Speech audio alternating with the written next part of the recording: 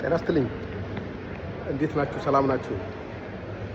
ዛሬ ትንሽ ለማስታወስ የፈለኩት ከረጅም ዓመታት በፊት ያነበብኩትና በቲያትር መልክ ያየሁትን የኢትዮጵያና የጣሊያን ጦርነት የተነሳበትን ምክንያት የመጀመሪያው ጦርነት የተካሄደ ጊዜ የውጫሌ ውል በሚባል ውል ላይ አንቀጽ 17 ላይ በዛ ላይ በነበረው ምክንያት የተነሳ ነው ጦርነቱ ቶሎ የተቀሰቀሰው። ውጫሌ 17 ምንድን ነው የሚለው? ኢትዮጵያ ማንኛውም ነገር ከውጭ ሀገር መንግስታት ጋር ስትፈራረም በጣሊያን በኩል ነው የምታደርገው ይላል። ቃል በቃል በደንብ ባላስተካክለው ሀሳቡ እንዲህ ነው። አንድ ነገር ስታደርግ ራሷን ችላ ሳይሆን ትልቅ ነገሮችን ከሌላ ሀገሮች ጋር ስትስማማ ውል ስታደርግ በጣሊያን መንግስት በኩል ነው የሚለውን ነው። ያን ውል አንፈርምም በማለታቸው አፄ ምኒልክ እቴጌ ጣይቱ የጣሊያን የዛን ጊዜ የነበረው የጣሊያን ወራሪ ኃይል የጦርነቱን ሊከፍት የቻለው። በዛ ሂደት እንግዲህ በሚሊዮን የሚቆጠር ዜጎቻችን አጥተናል። እና አሁን እኔ ሰሞኑን ብዙ የታሪክ ምሁር ሆኜ አይደለም፣ ብዙ አዋቂ ሰው ሆኜ አይደለም፣ ግን በኮመን ሴንስ ዶናልድ ትራምፕ የግብፅን ፍላጎት በሚያሳይ መንገድ የእኛ ሀገር መንግስት በውሃ ባለቤትነት ላይ ራሱ በግድብ ባለቤትነት ላይ በኤሌክትሪክ በተለያየ ነገር ግብፅን ጣልቃ ለማስገባት የሚያስችል ውል እንዲፈርም ገና ከወዲሁ ገና ድርድሩ ሳይጀምር ራሱ መጀመሪያ በተጻፈው ደብዳቤ ዶናልድ ትራምፕ አመላክተዋል። ይህ ማለት ልክ ያኔ ውጫሌ ውል ላይ የተዘጋጀው አይነት ውል ማለት ነው።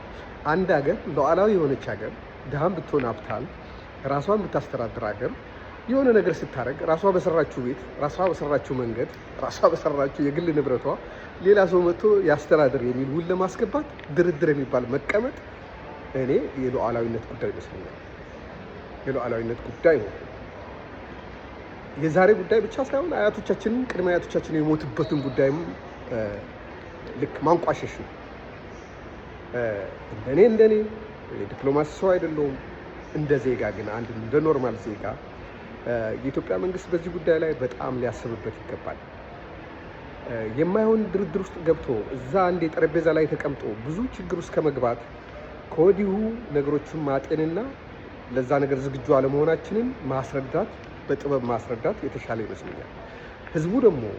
ህዝቡ ማለት እኔን ይጨምራል። እኔ የመንግስት ደጋፊ አይደለሁም፣ ግን ሀገሬ ነች።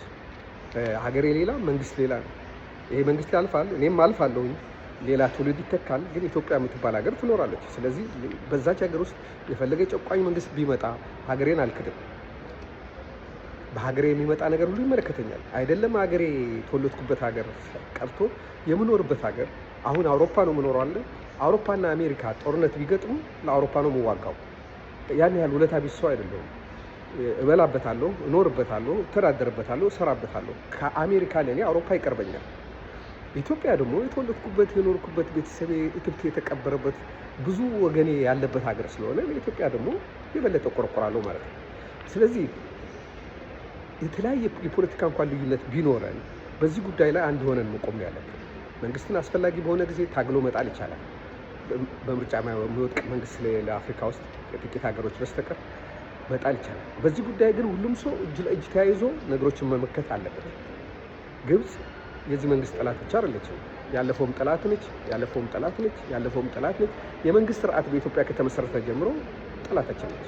ጠላት የሆነችው ደግሞ እኛ ፈልገን ሳይሆን እኛ ጋር እሷ የምትፈልገው ነገር ስላለ ያን ነገር ለመቆጣጠር ብላ እናንተ ሙቱ እኔ ልኖር ብላ ነው ጠላት የሆነችው።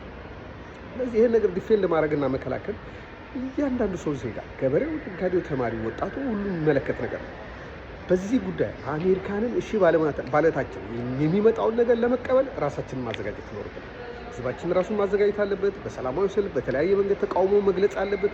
መንግስትም ዳተኝነትና ፈሪነቱን መተው አለበት። ለእኛ ጭክን ይሌለ ለእኛ ጭክን እንደሚለው ለእነሱም ጭክን ይበል። እኛ አብረን እንቆማለን። እኛ ምንም አሳላችሁ የሆነ ምልክት ያለው ነጠላ ለበሳችሁ ብላችሁ ታስሮ የለ ሰው ለእነሱ ደግሞ አያቶቻችሁ ቅድመ አያቶቻችሁ የሞቱለት ጉዳይ ነው። የክብር ጉዳይ ነው። የሀገር ጉዳይ ነው። የውጫሌ ውል እንደገና አትፈርሙ። ራሳችን በሰራ ነው፣ ህዝባችን በሰራው በሞተለት በለፋለት ጉዳይ ላይ ሌላ አስተዳዳሪ፣ ሌላ ባለቤት፣ ሌላ እኔ ነኝ ባይ የሚል ሲመጣ መቀበል የኩራት ጉዳይ ነው። ይህ ድሃ መሆን ሀብታም መሆን የሚጠይቅ ጉዳይ አይደለም። እኔ ቤት መጥቼ እኔ ተኛበታለሁ፣ አንድ አልጋ ነው ያለው፣ አንተ ውጭ ተኛ እንደማለት ነው እኔ የምቆጥረው። ያም በፍቅር ቢሆን ጥሩ ነበር፣ ግን በትዕቢትና በኃይል። ስለዚህ መንግስት ሊያስብበት ይገባል። የማይሆን ወጥመድ ውስጥ እንዳይገባ በደንብ አሉ በሚሉ ፖለቲከኞችን ትቶ ምሁራንን ሰብስቦ ይሄ ካድሬ ምናምን መሰብሰቡን ትቶ እውነተኛ ምሁሮቹ ሰብስቦ ማማከር ይኖርበታል። በውጭ ሀገር ያሉ በሀገር ውስጥ ያሉ ወዳጅ ሀገሮችንም በማማከር አፍሪካዊ ይዘት ያለው እንቅስቃሴ መደረግ አለበት። ይህን ማለት አቶ ክቡር ነጋ የቀደም ሲል የንግድ ምክር ቤት ኃላፊ የነበሩት የጻፉትን መጣጥፍ አይቼዋለሁ። ምንም የሚወጣለት አይደለም። ያ ነው መሆን ያለበት። እኔም እንደ አንድ ዜጋ በዛ ልክ እንኳን ባልሆን እንደ አቅሜ ይሄን አስተያየት ለመስጠት ወደድኩ። ኢትዮጵያ ለዘላለም ትኖራለች፣ ጠላቶቿ ያፍራሉ። ስላዳመጣችሁኝ አመሰግናለሁ። እግዚአብሔር ይስጥልኝ።